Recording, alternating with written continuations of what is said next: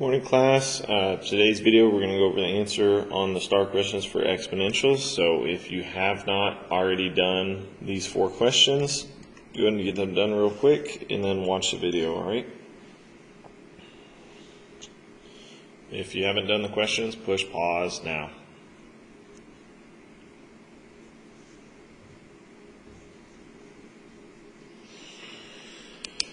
Alright, so we will need an understanding of equations in y equals a times b to the x. Now, your a is your initial, b is the rate,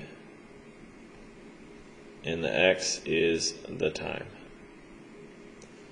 So, this says there are 1,024 players in a tennis tournament. In each round, half of the players are eliminated. Which function can be used to find the number of players remaining at the end of X rounds?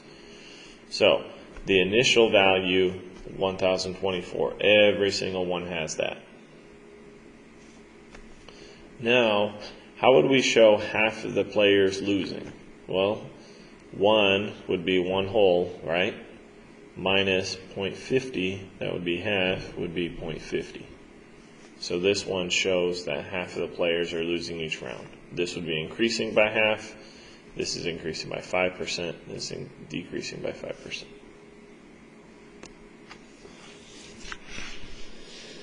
All right, on the next one, it says in the year 1900, the total number of metric tons of copper in the world was produced was 495,000. So that's our initial. I'll just label that as my A. Every year since 1900, the number of metric tons has increased on an average of 3.25%. We got to change that into a decimal. So take your percent, you move it 1, 2 spaces backwards, and it says it's increased. Which function models the total that they can produce at the year since 1900? So they start out with 495,000. That part is right. Now we need to show an increase, so it's going to add 1 plus 0.0325, which would be 1.0325. So that is our base, and x is the time. So it matches up with A.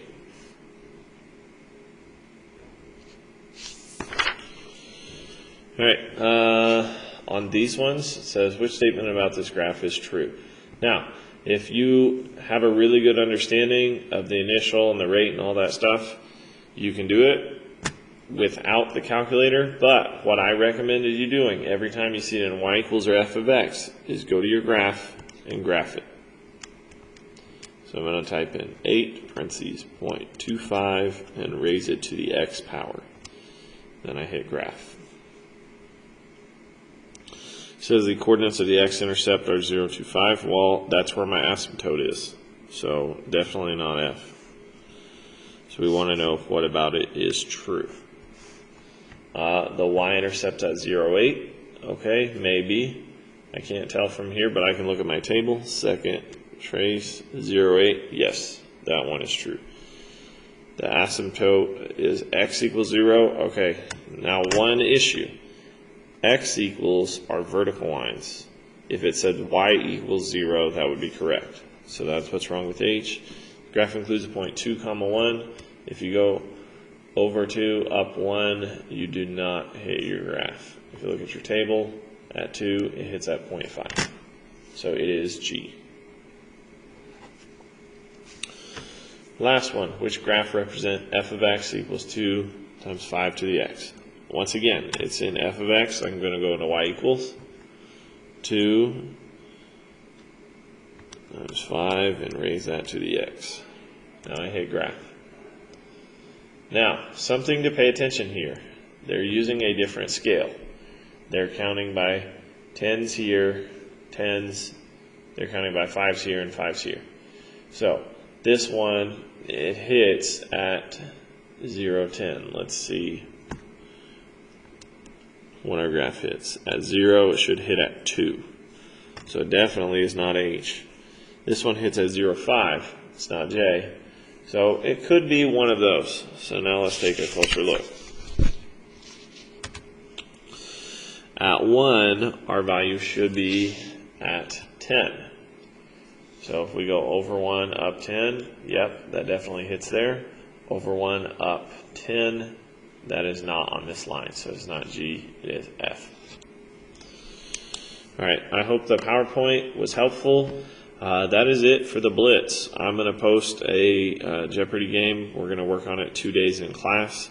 You guys will just work on it on your own tomorrow and on Monday, okay? I hope this review was helpful. Make sure to go through each different day based on the ones you really struggled with. You'll be taking your STAAR test for real on Tuesday next week, all right? If you have any questions, send me an email. I'll try to answer it before then. And make sure to get all of your assignments caught up and turned in by next Friday for report cards. All right. Have a good day.